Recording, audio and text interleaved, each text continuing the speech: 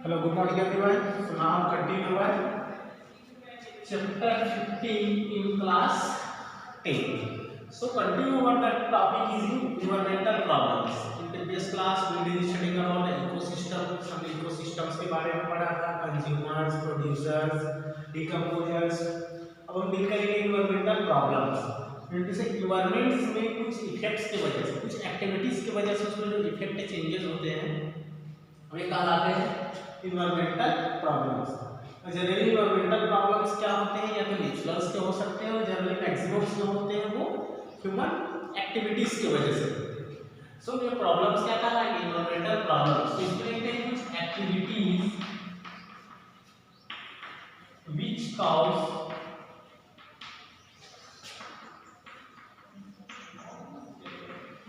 Environmental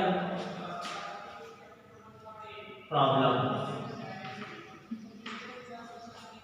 कुछ activities deal करेंगे जो क्या करते हैं, इन्वायरमेंटल प्रॉब्लम्स क्रिएट करते हैं। First is deforestation. डिफॉरेस्टेशन जैसे जब हम कटिंग वगैरह करते हैं क्लियर प्लांट्स की, तो उस कंडीशन में क्या होते हैं, जो फॉरेस्ट होते हैं उसका डिफॉरेस्टेशन बंजर भूमियों में कन्वर्टेड होने लगती है, जिससे क्या होता है वहाँ पे जो इन्वायरमेंटल जो इकोसिस्टम्स है वो इकोसिस्टम में चेंजेस आने लगते हैं। जनरली ऑक्सीजन के रेशियो कम हो जाएगा, या फिर यदि फॉरेस्ट की बात करें तो फॉरेस्ट में रहने वाले जो एनिमल्स हैं उनके लाइफ स्टाइल में भी इफेक्ट होते हैं। इफेक्ट होने से जो वेब सीरीज है या फूड चेन है, क्लियर, जो फूड वेब है या फूड चेन है वे क्या हो जाते हैं, डिस्ट्रॉयड हो जाते हैं। क्लियर, सो ये हमारा deforestation. Second, dispose material in aquatic system और सॉइल। जनरली हम पॉलीथीन्स बाइक का यूज करते हैं या प्लास्टिक का यूज करते हैं, जब हम उन चीज़ों को किसमें फेंक देते हैं, जनरली यदि हम उसको एक्वेटिक लाइफ में कर दें या फिर टेरेस्ट्रियल लाइफ में करें, तो टेरेस्ट्रियल में करते हैं तो सॉइल में इफेक्ट होने लगते हैं, एक्वेटिक लाइफ में करते हैं तो जो एक्वेटिक लाइफ होता है वहाँ पर एक्वास मटेरियल, मतलब यदि आप पॉन्ड में डाल दिए, सी में डाल दिए, तो उस कंडीशन में क्या होता है, एक्वेटिक लाइफ इफेक्टेड होने लगती है, तो भी क्या हो सकते हैं, इन्वायरमेंटल प्रॉब्लम क्रिएट हो सकते हैं। क्लियर, इस तरह से यदि आप फॉरेस्ट फायर, जंगलों में आग लग जाती है, जनरली हम ह्यूमन एक्टिविटीज की वजह से क्या होते हैं, यदि डिफॉरेस्टेशन इसमें भी हो रहा है तो उस कंडीशन में वहाँ की जो एनिमल लाइफ है उसमें भी इफेक्टेड होने लगती है। अब इसके अंदर हम डील करेंगे जो मेन चैप्टर में है क्या, इन्वायरमेंटल प्रॉब्लम्स। तो फर्स्ट इसमें आएगा depletion of ozone layer, depletion of ozone layer. Second है इसमें वेस्ट डिस्पोजल, वेस्ट डिस्पोजल। दो टर्म्स को डील करेंगे, फर्स्ट है depletion of ozone layer, second waste disposal. So now I start the first point is depletion of ozone layer. So our first topic is here depletion of ozone layer. So now I start the depletion of ozone layer. First I want to start that what is ozone. So ozone that is the O3 molecules. Ozone जो है oxygen से बना हुआ एक molecules है। कितने oxygen होते हैं इसमें, 3 ऑक्सीजन होते हैं। यदि आप इसको डायरेक्टली इंजेक्ट करते हैं क्या है, रेडियो पॉइजनस, बहुत ज़्यादा खतरनाक भी है, बट इसमें यूजफुल है कि इसके लेयर जो है हमें प्रोटेक्टेड करते हैं। सो ओजोन्स O3 मॉलिक्यूल्स हो गए, ओजोन्स बोलते हैं। और ओजोन लेयर क्या है, तो हमारे जो अर्थ सरफेस से अब 35 किलोमीटर के डिस्टेंस पर एक लेयर बना हुआ है। क्लियर, वो लेयर्स जो है क्या है, शील्ड जैसा है, शील्ड मतलब कवर करके रखा हुआ है आपके अर्थ की जो सरफेस है, अर्थ को प्रॉपर्ली क्या करके रखे, कवर करके रखे। क्लियर, तो उस कवर को जो किससे बना था, ओजोन मॉलिक्यूल से, उसको बोलते हैं ओजोन लेयर बोलते हैं।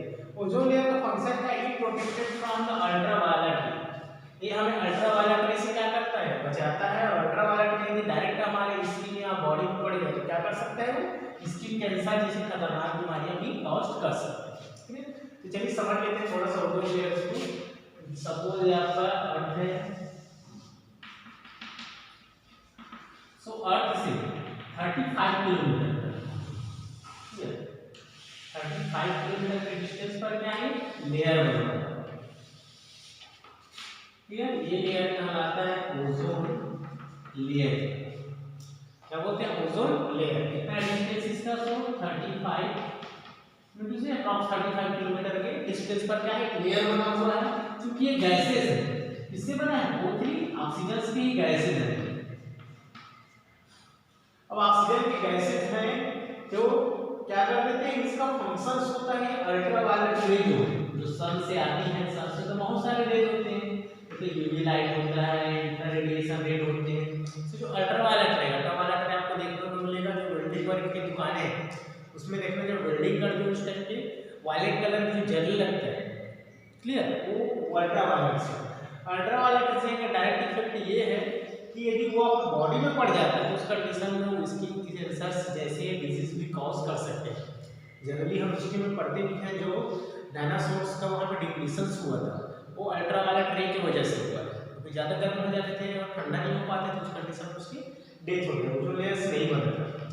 अब इसमें देखते हैं ओजोन लेयर जो है जब यहाँ पे आती है तो ये क्या कर देती है, ये कोलाइड हो जाती है वापस, मतलब प्रॉपर्ली डायरेक्ट आपके यहाँ तक क्रॉस नहीं कर पाते।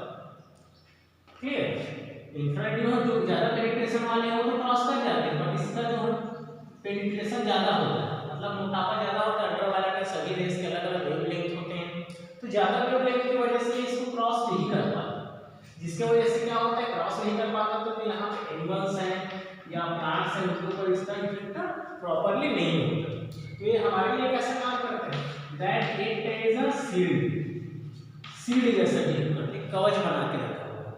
तो ये होता है ओजोन लेयर जो बना होता है ऑक्सीजन से ही बना होता है, वो भी ऑक्सीजन और ऑक्सीजन कंबाइन होकर O3 बनाकर फ्री रेडिकल्स बनाते हैं। इस तरह से देखते हैं ओजोन लेयर। अब देखेंगे डिप्लीशंस, मतलब ओजोन लेयर में डिप्लीट होते जा रहे हैं, पतले होते जा रहे हैं, धीरे धीरे उसका लेयर कम हो रहा है। अभी तो लास्ट में पढ़े होंगे आप लोग कि ह्यूमन एक्टिविटीज कम थी जिसकी वजह से ओजोन लेयर फिर से भरने लग गया था, तो कैसे डिप्लीटेड होते हैं उसको भी थोड़ा सा डील करेंगे।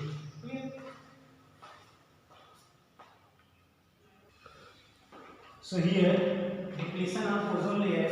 So first देखते हैं ओजोन बनता कैसे है। So that is made up by the oxygen.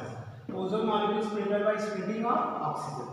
O2 जो होते हैं अल्ट्रावायलेट मतलब सनलाइट के प्रेजेंस में क्या करते हैं, ये ब्रेक हो जाते हैं, ब्रेक होकर बनाते हैं free radicals.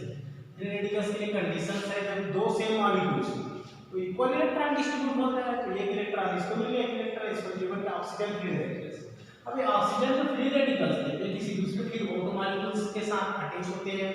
So one free radicals one O2 के साथ O3 बना, वन फ्री रेडिकल्स O2 के साथ क्या बना, O2। इस तरह से ओजोन की लेयर बनती है, मतलब एटमॉस्फेरिक ऑक्सीजन भी जब ऑक्सीजन उठता है तो उससे कंबाइन हो जाना है ओजोन का फॉर्मेशन।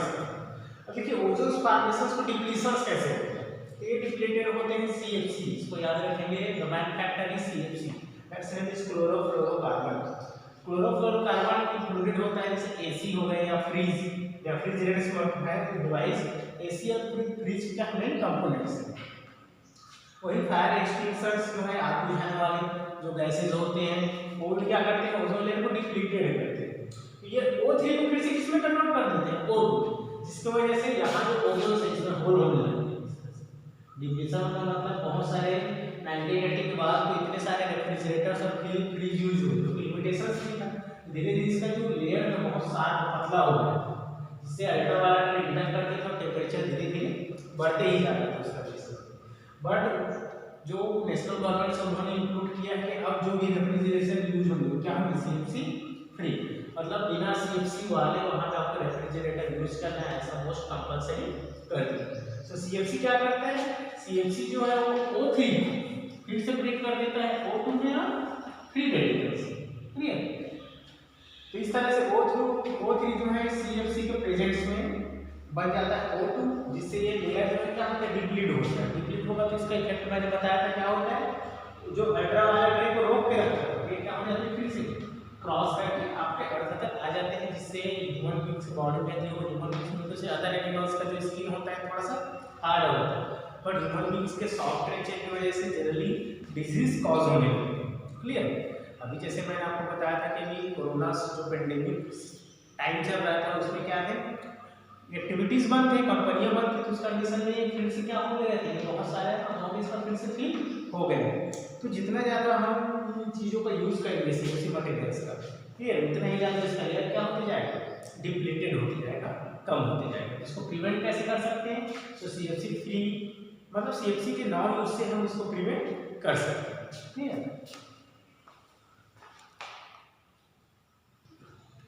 सो नेक्स्ट इसमें देखते हैं सेकंड पॉइंट, वेस्ट डिस्पोजल या managing of garbage we produce. जो हमारे थ्रू जो गार्बेज वेस्ट मटेरियल बच जाते हैं उसको हम कैसे मैनेज कर सकते हैं। जनरली ये है कि हम फूड जो इंटेक करते हैं तो खाने वाली चीज और उसमें डिफरेंस कर सकते हैं। प्लास्टिक बैग उसको फूड नहीं खाते तो रीजन ये है कि वो क्या होते हैं, ब्रेक नहीं हो सकते या उसमें कोई न्यूट्रिएंट्स नहीं है। तो इस तरह से हम यदि बात करें तो उसको कैसे मैनेज कर सकते हैं, तो इसमें आप देखिए कुछ जो मेजर्स है उसको फॉलो करके हम इसको मैनेज कर सकते हैं। तो क्वेश्चन के फॉर्म में भी है ये आपके, इसको मैंने इस फॉर्म में लिखा है। तो देखिए फर्स्ट है reduce the volume of waste. आप कम से कम वेस्ट मटेरियल का यूज करें, clear, by burning it incinerator. यदि आप यूज कर भी रहे हैं तो उनको उनसे बायोडिग्रेडेबल्स का यूज करें, जैसे जनरली आप पॉलीथीन की जगह पेपर्स की चीज़ों का यूज कर सकते हैं, जो क्या है बायोडिग्रेडेबल्स है। और यहाँ पर प्रोड्यूस कंपोस्ट, जो ऑर्गेनिक मटेरियल्स है, जैसे खाने के कुछ वेस्ट मटेरियल बच गए या डेड प्लांट्स हैं, उन चीज़ों को क्या करिए आप एक गड्ढा करके उसमें डाल दीजिए, जिससे कंपोस्ट मैन्योर्स बन सकते हैं और उनसे फिर बायोगैस का प्रोडक्शन हम बायोडिग्रेडेबल वेस्ट से कर सकते हैं। तो इस तरह से नॉन बायोडिग्रेडेबल्स का यूज कम से कम करें वही बेटर है, क्योंकि नॉन बायोडिग्रेडेबल्स ज़्यादा हार्मफुल होते हैं सॉइल्स में भी, वाटर में भी। तो ज़्यादा से ज़्यादा आपको यूज करना है बायोडिग्रेडेबल्स का, जैसे ऐसी चीज़ों का यूज करना है जो क्या हो सके, ब्रेक हो सके। तो इसके अंदर में हम नेक्स्ट वीडियो में पढ़ेंगे कि biodegradable and non biodegradable, clear. इन दोनों थिंग्स के बारे में पढ़ेंगे, आपका लास्ट टॉपिक होगा after the answer question deal. So आज के लिए इतना ही, इसमें देखते हैं waste material. Okay, thank you.